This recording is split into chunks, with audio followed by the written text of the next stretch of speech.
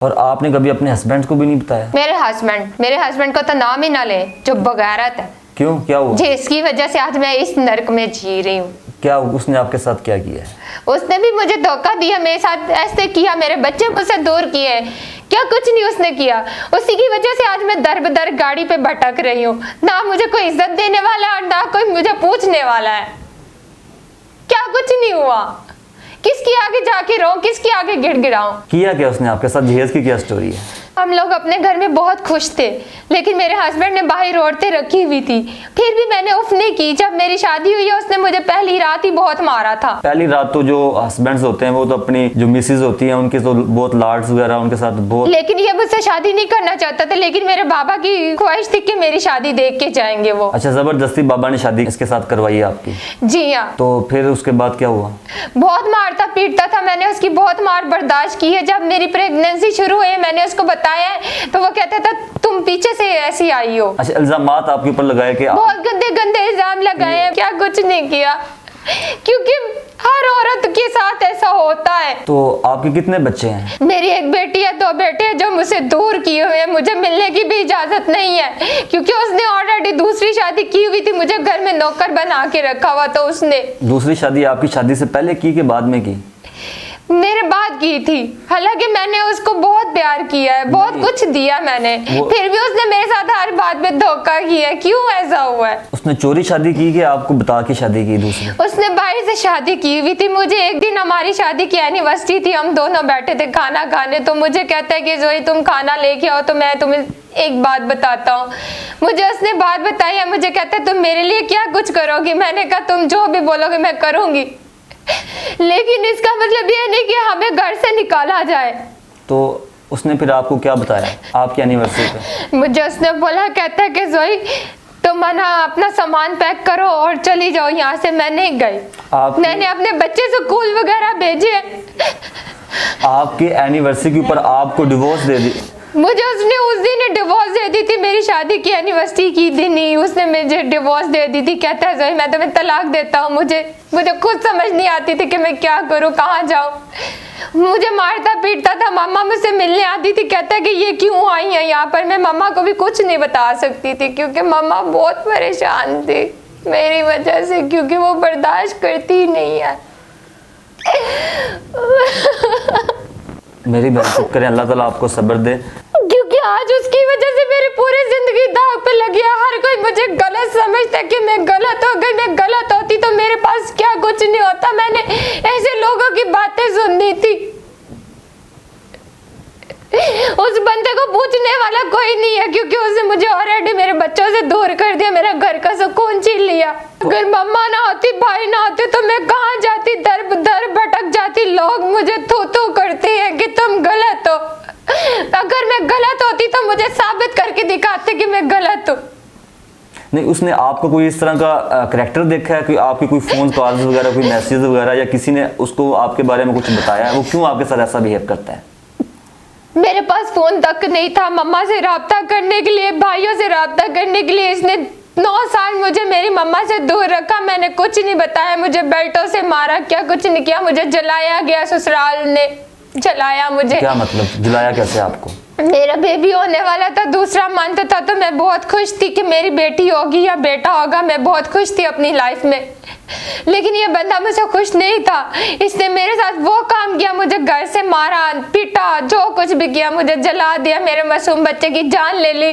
मेरी सास ने मेरे सामने मेरे बच्चे का कत्ल किया। मैं कुछ नहीं कर सकती। उस बेचारे का मैं क्या करती? आपकी जो प्रेगनेंसी थी वो जाया करवा दी? पहले मेरी प्रेगनेंसी जाया हो गई थी, उसके बाद फिर अल्लाह ने मुझे फिर औलाद नेमत दी है। तो फिर मेरी सास ने मेरा केस किया, घर आके डिलीवरी की है। मेरा मासूम बच्चा, उसने जब मेरी पैदाइश हुई है घर में मेरे बच्चे की, उसने मेरे बेटे को इंजेक्शन लगाया। तो जब मैंने होश में आई, मैंने कहा अम्मी ये क्या आपने किया? मेरे बच्चे की जान ले ली, मेरे जीने की वजह छीन ली। क्या कुछ नहीं, मैंने अपने बच्चे के लिए सोचा था। दुनिया की हर चीज मैंने अपने बच्चे के लिए बनाई थी, और उस औरत ने उसे नशे की जहर की इंजेक्शन दे के मेरे बच्चा मुझसे छीन लिया। फिर मैंने अपने हस्बैंड को कॉल की, मैंने कहा ये हुआ, मेरा बच्चा इसने मार दिया, इस औरत ने, उसने कुछ भी नहीं प्रूफ छोड़ा, सब कुछ ले गई। फिर मैं उस हालत में, मेरी हालत कंडीशन वगैरह कुछ भी नहीं थी। सबसे ज्यादा मुझे डॉक्टर की जरूरत थी। मैं थाने में गई, कंप्लेन लिखवाई, उन्होंने 1 दिन बुलाया, 2 दिन बुलाया, लेकिन किसी को कुछ नहीं कहा। मेरी बहुत सी उम्मीद उस बच्चे के साथ जुड़ी थी, मेरा बच्चा कल को बड़ा होगा, क्या कुछ नहीं मैंने उसके लिए सोचा था, आर्मी स्कूल जाएगा, क्या कुछ नहीं होगा, लेकिन उन्होंने मेरे अयान को छीन लिया। यहाँ तक कि उसे कफन पहनना नसीब नहीं हुआ मेरे बच्चे को। मेरी मम्मा मुझे बहुत आसरा देती रही है, कहती, मैंने कहा मम्मा मैंने उनको छोड़ना नहीं है, मुझे रोज चीखें सुनाई देती हैं घर में, इसलिए मैं हॉस्टल की तरफ चली जाती हूँ, गाड़ी पे चली जाती हूँ, क्योंकि उस बच्चे की कानों में आवाज गूंजती रहती है। मम्मा मेरा इंसाफ करो, मैं बहुत मुश्किल में हूँ। बच्चे की जो सगी दादी है उसने अपने मतलब अपने बेटे की जो औलाद है उसको मतलब दुनिया के अंदर से इतनी ज्यादा कैसे ज्यादती कर सकती है? एक दादी ऐसा नहीं कर सकती। वो ऐसी है, आप कैसे कह सकते हैं? मैंने जब अपने हस्बैंड को कॉल करके मैंने अपने बेटे की लाश दिखाई, मैंने कहा ये देखो तुम्हारी माँ मेरे जीने की वजह छीन के ले गई है। उसने बोला ये 50 रुपए लो और सुबह नाश्ता कर लेना। वो अपनी दूसरी बीवी की शॉपिंग कर रहा है, यहाँ पे इसका बेटा मरा हुआ पड़ा है। कुछ नहीं बचा मेरी जिंदगी में, सब कुछ छीन के ले गया, मेरे जीने की वजह खत्म हो चुकी है। अब मैं किसको अपना दुख सुनाऊं? उसके साथ आपकी कोई दुश्मनी है, कोई रंजिश आपकी है उसके साथ? नहीं, कोई दुश्मनी तो नहीं थी हमारी। उसने जैसा बोला मैंने घर में वैसा किया, मैंने हर तरफ बात मानी, अपने शौहर की बात मानी, लेकिन मेरा शौहर मुझसे खुश ही नहीं था। जब आपने अपनी सास की इतनी ज्यादा रिस्पेक्ट की, आपने उसकी हर बात को माना, तो वो फिर एक बच्चे की कैसे जान को ले सकती है? मेरा वो चाहती थी, वो कहती थी कि ये बच्चा मेरे बेटे को दे दो, उसकी घर औलाद नहीं होती। जब मैंने इनकार किया तो उसने मेरे बच्चे की जान ले ली। मेरा 8वां मंथ था, 8वें मंथ में मुझे उसने डिलीवरी की, क्या कुछ नहीं मेरा किया उसने, मेरे बेटे की जान लेगी। मुझे इंसाफ नहीं मिला और आज मैं चाहती हूँ कि मुझे इंसाफ, मेरे बेटे की रूह की सुकून मिले। आपकी जो सास है वो अभी जिंदा है? मेरी सास है, लेकिन उसे पूछने वाला, कहने वाला कोई नहीं है। भाई छोटे हैं, भाइयों को बात भी नहीं करनी आती। मम्मा मेरी वजह से बहुत परेशान रहते हैं कि मेरा कहीं ना कहीं घर बस जाए, लेकिन मुझ जैसी लड़की से कौन शादी करेगा, बताए ना आप। इंशाल्लाह ताला इस प्लेटफॉर्म से आपको कोई ना कोई एक अच्छा हमसफर जरूर मिलेगा। तो जी नाज़रीन, जैसा कि आपने इस बहन की सारी गुफ्तगू सुनी, कितने ज़्यादा जुल्म इसने बर्दाश्त किए, कितनी ज़्यादा ज्यादतियाँ इसने बर्दाश्त की, तो कोई भी नौजवान अगर इसके सर के ऊपर हाथ रखे, इसको अपनी बेटी बना ले, कोई भी अगर लड़का इसको अपनी बीवी बना ले, तो हाजिर हैं ये बैठी हुई हैं इस उम्मीद के अंदर कोई ना कोई ऐसा आए मेरी लाइफ के अंदर जो मेरी आने वाली ज़िंदगी उसके अंदर सुकून आ जाए।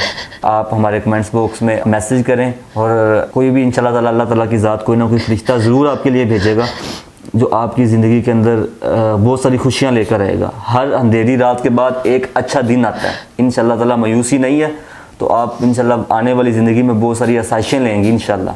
सर रोज नए से नए पहाड़ टूटता है, किस किस पहाड़ का मैं जवाब दूं, किस किस को बर्दाश्त करूं मैं? अब हिम्मत नहीं है बर्दाश्त करने की, मैं क्या करूं? मैं दुनिया से भी डरती हूँ। कोई बोलता है ये हो तुम, कोई बोलता है वो तुम तेजाब डाल देंगे, ये कर देंगे। हमें जीने के हक नहीं है दुनिया में, क्या इनको ही जीने का हक है? तेजाब कौन कहता है डाल दूंगा? हर कोई लड़का ये कहता है कि तुम गलत यूज करती हो बातें, तुम ये करती हो, तुम वो करती हो, तुम्हारा तो जीने मुहाल है, तुम्हें माशरे में नहीं रहना है। अच्छा, लड़के आपके साथ फ्रेंडशिप वगैरह के लिए ऑफर्स करते हैं, जब आप उनकी फ्रेंडशिप एक्सेप्ट नहीं करती तो आपको आगे से इस चीज़ की धमकी दी जाती है कि आपके ऊपर तेजाब फेंकेंगे? जी हाँ, कितनी दफा मैं थाने में कंप्लेन लेके गई हूँ कि सर मेरे साथ ये मसला होता है, इनको सुलझाएं और आप यहाँ पे ड्यूटी करें जहाँ मेरा घर है, लेकिन कोई नहीं सुनता। जब घर से अकेली आती हूँ, अकेली जाती हूँ, कोई छोड़ने वाला नहीं है। भाई कहते हैं कि हम लोग अपना काम करें या तुम्हें छोड़ के आए, क्या करें? फिर भाइयों की भी मजबूरी है। घर से जब निकलती हूँ तो अल्लाह का नाम लेके निकलती हूँ, लेकिन ये लोग जो है ना जीने नहीं देते, कोई ना कोई बगैरती कर जाता है। आपकी फैमिली के अंदर कोई भी ऐसा बड़ा शख्स नहीं है जो आपकी बात कर सके आपके ससुराल में? चाचू लोग, जब बाबा की डेथ हुई है चाचू लोग छोड़ गए तो मम्मा अकेली रह गई, ना खाला लोग पूछती है, ना मामू वगैरह, कोई भी नहीं सर पे हाथ रखने वाला। मम्मा कहती है खुद के लिए खुद ही लड़ना है, लोगों की जरूरत नहीं है, हम लोग लोगों से बात करेंगे तमाशा बन के रह जाएंगे। मेरी मम्मा बहुत परेशान है मेरी वजह से। तो जी नाज़रीन, जैसा कि आपने इस बहन की सारी गुफ्तगू सुनी, मेरे पास कुछ भी अल्फाज नहीं है मैं कुछ और इसके ऊपर बात कर सकूं। इसके साथ साथ अपने मेज़बान की इजाज़त दें। अल्लाह हाफिज़।